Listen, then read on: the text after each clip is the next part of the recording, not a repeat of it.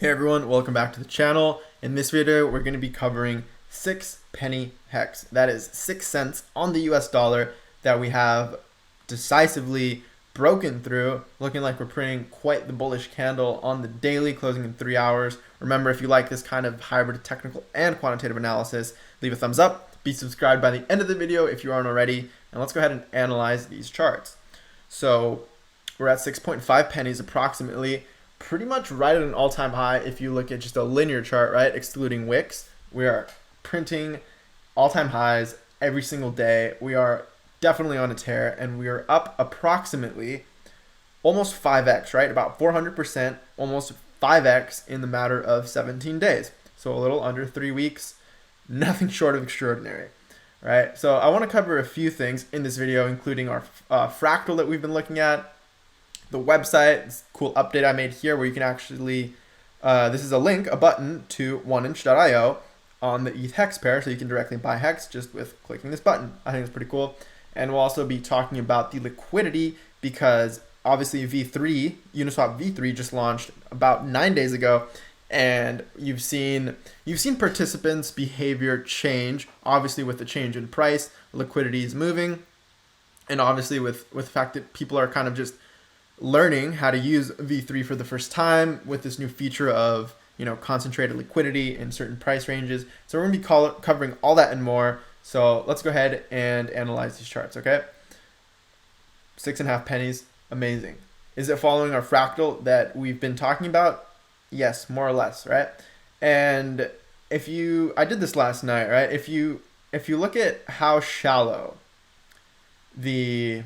or how deep, I should say. If you look at how deep this yellow fractal goes down here to the, right, like almost an 87% dip. Whereas the blue fractal, the one we're currently in, allegedly, right, it went only to about a 76% dip.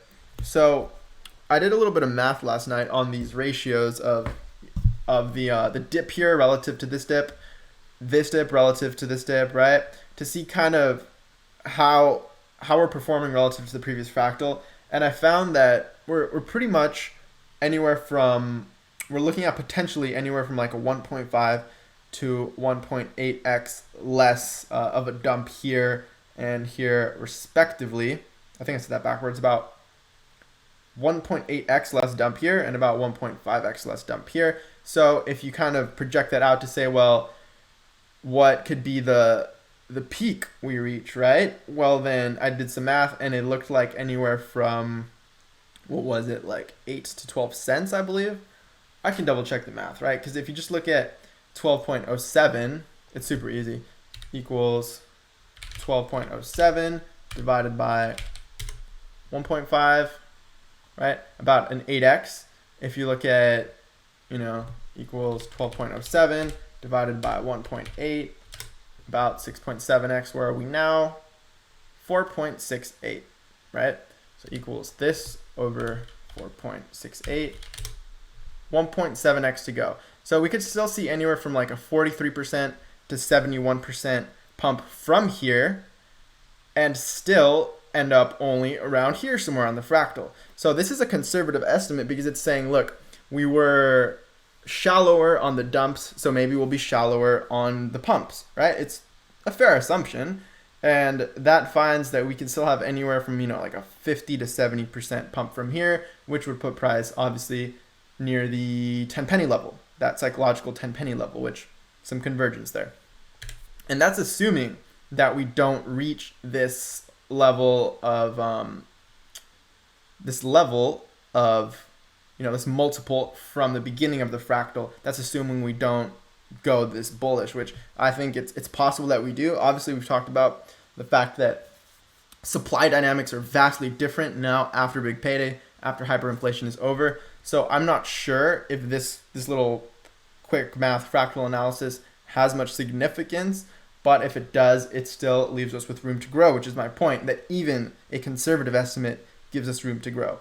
That's the point here, right? Like if we were to reach this level 12, then we're looking at potentially, what's 12 over 4.68? Whoops, didn't mean to do that. Equals 12, just some quick math, guys. Super easy to do. 2.56x from here And if we multiply that by current prices, we're all looking at, you know, a 16 to 17 cent hex. So that's on the bullish side, saying, you know what if we do reach this level around here sometime, then we'd be looking at almost a 20 penny hex.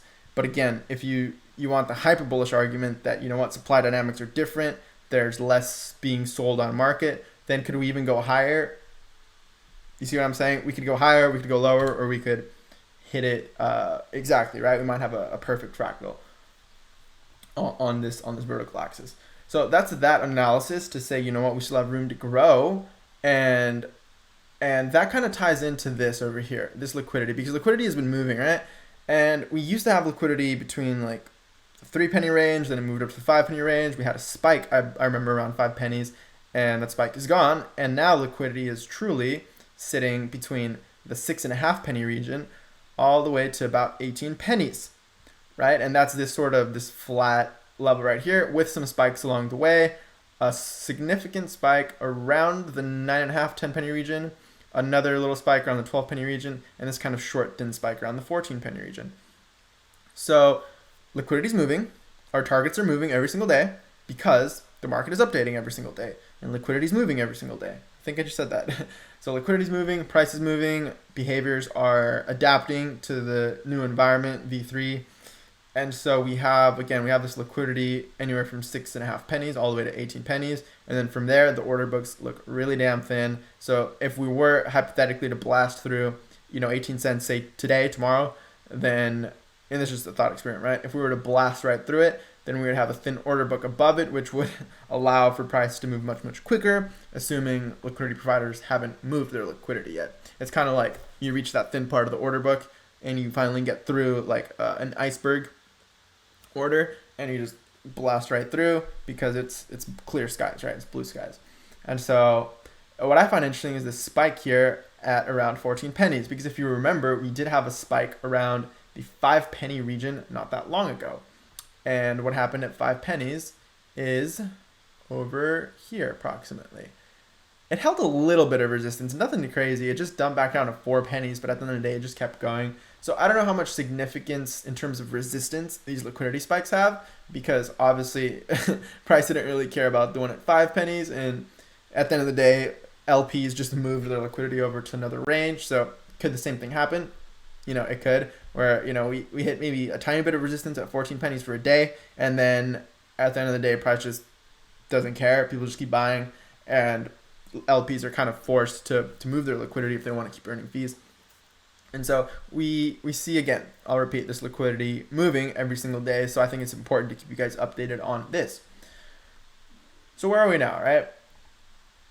I want to give you guys an update real quick before that on the website. So like I was saying at the intro, you can now buy HEX simply by clicking buy HEX on LookIntoHex.com. It's in the header, so whatever chart you do go to, say you go to the regression rainbow, it persists through those pages, which I think is cool. So at any point when you're looking at a chart and you're feeling FOMO, you can just scroll up, click buy HEX. It opens it in a new window. It's simply the app.oneinch.io ETH HEX pair, right?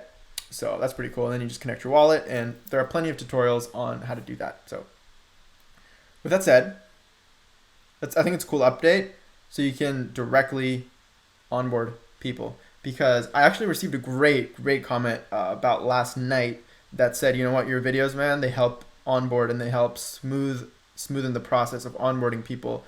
And that felt really good, because I just want to do my part here.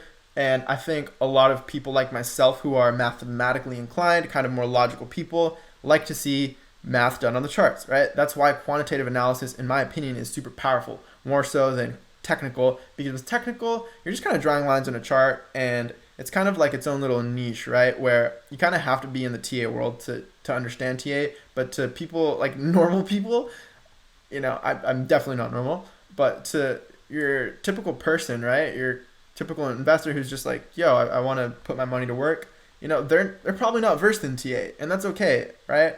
But if they are logical, and maybe they took, advanced math, maybe they just know math, they took calculus, whatever, like they'll understand what I'm doing. And those are the kind of people we want, right? We want smart people in HEX, in my opinion. Like, And we see that, right? The community is so intelligent. Like, I'm always impressed by your guys' analysis, content, and all that. So just gassing up the community real quick and saying, you know what, if you have someone kind of on the fence and you know they're more, you know, what is it, left-brained, logically inclined, mathematical, then send them my way, all right? Because again, this comment felt super good to receive and to read it, that I helped smooth in the process of onboarding people, and that kind of had that idea click in my head that if we just included, you know, a simple buy HEX button on here, then maybe we can onboard people easier. So let me know what you guys think about that in the comments below. I think it's a great idea, and let me know what you think of the gradient here. I think it looks cool too. Okay, so talked about our fractal. We've talked about our liquidity, and we've talked about the ease of onboarding here, right? Let's look at our regression rainbow real quick to finish up the video. And yeah, we blasted right through yellow. We just keep blasting through these levels, man. So we blasted through orange first at 3 pennies, blasted through yellow next at 6 pennies or so. And then where is green? We've talked about this. It's around the 11 penny region, which, you know, that 10, 11, 12 penny region, it's interesting because we do have these spikes at, you know, 12 pennies of liquidity, 14 pennies, right? So anywhere from like 10 to 14, you could say we have the most liquidity, which I find, again, very interesting because that converges with potentially reaching this green level, which again, blasted right through green, or excuse me, foresight, blasted right through orange, blasted right through yellow. I mean, I don't know what green will hold if we even reach it, but we've reached it in the past. We've reached it in the past. We've touched it here once, touched it here twice, blasted right through it. You know, a little spike above it here a third time. And so could we see a fourth time? Well, you know what I like to say on this channel. Has it happened in the past? Yes. Well, then it's in the cards.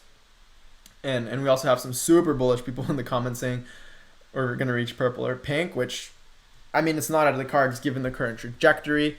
If you want to be a moon boy and do that moon math, well then, I mean, we have analyzed this fractal in the past that tells us even if we drop a regression curve, we could still reach purple at maybe like a local peak. And again, this is reaching at the end of the month 35 cents, then the next month about 50 cents. So we are in an expansion phase, right? Just look at this region over here where we never went back to those regions, right? We never had that retest of you know, let's go ahead and pull this up on uniswap.hex.vision, Uniswap v1 to get historical data. And all I'm really trying to get at is this over here, the fact that once we broke out of this level, man, we never went back. Like, we just didn't. And so if something similar happens, and this region was more or less, let's redraw that actually.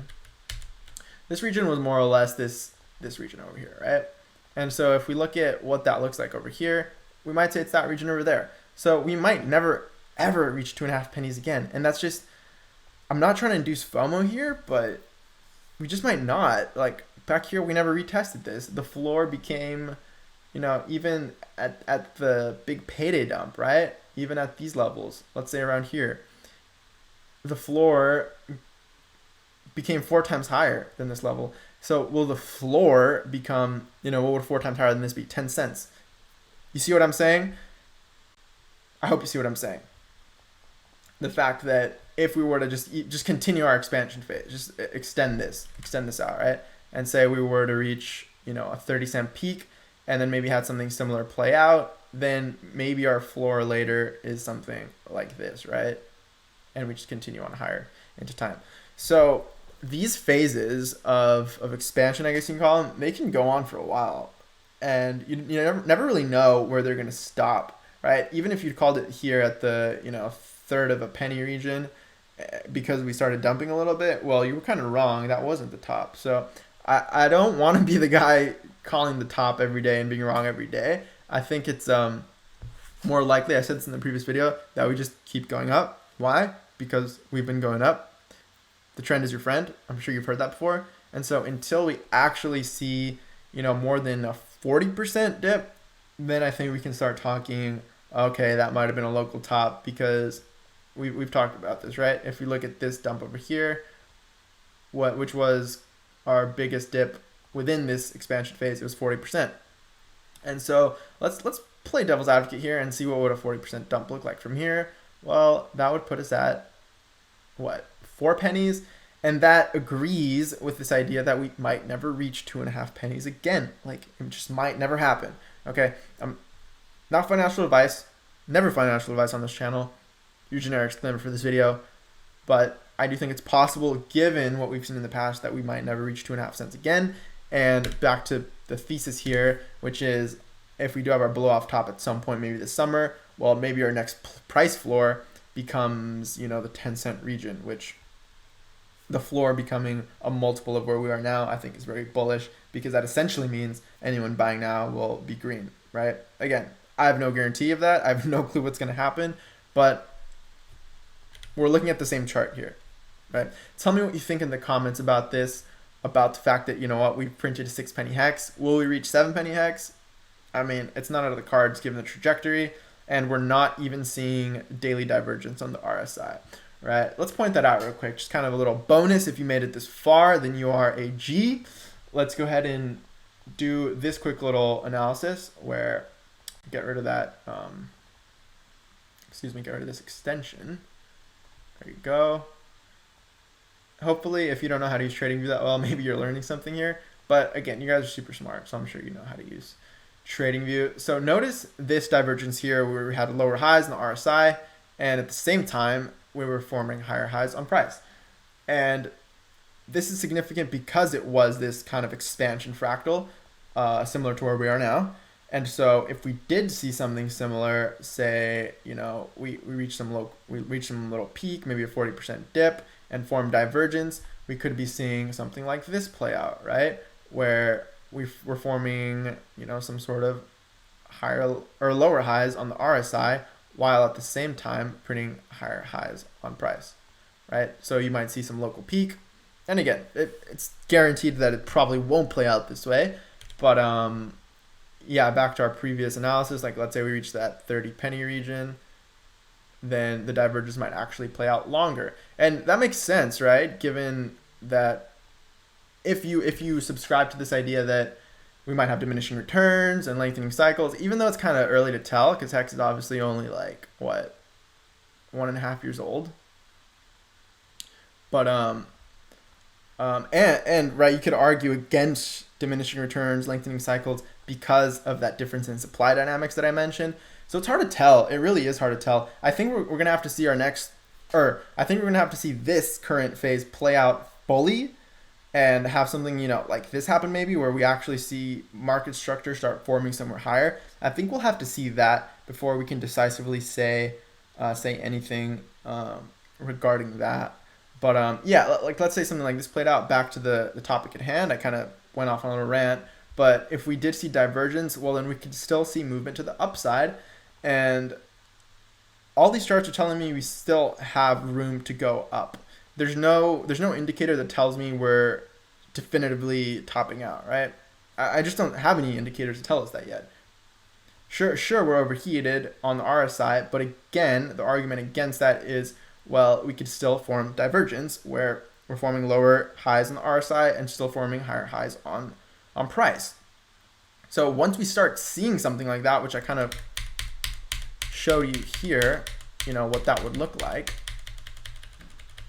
Well, I think you get what I'm talking about, right? Once we start seeing divergence potentially on the daily, because anything beneath that, like 12-hour, 6-hour, 4-hour divergence, not as significant, you know. Like it might have been significant for like a little dip here, catching the dip, if you're trying to do that. But other than that, I only really see significance in terms of daily, weekly, monthly charts. And so there's still room to grow, man. Congrats if you've been in HEX. You've probably made more money than people in Bitcoin, Ethereum, Doge, whatever.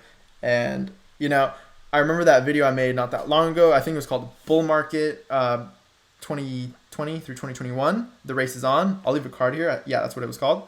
And I was comparing, you know, HEX to Doge, ADA, all the ones that are, you know, killing it this market cycle. And there was a little point where, before interest, mind you, Doge actually outperformed HEX. But I would love to see and update that chart now because we've gone on a tear, and HEX might actually be beating Doge's ROI for this bull market cycle. If you want to see that, comment below. I think I'm going to make it anyways, but if you want me to make a full video on it, I will definitely do that if I get enough comments. And so yeah, that's your video for today. I appreciate you watching. Make sure to leave a thumbs up if you enjoy this kind of hybrid quantitative technical analysis.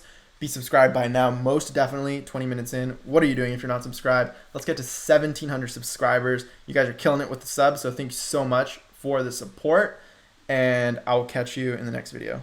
Peace.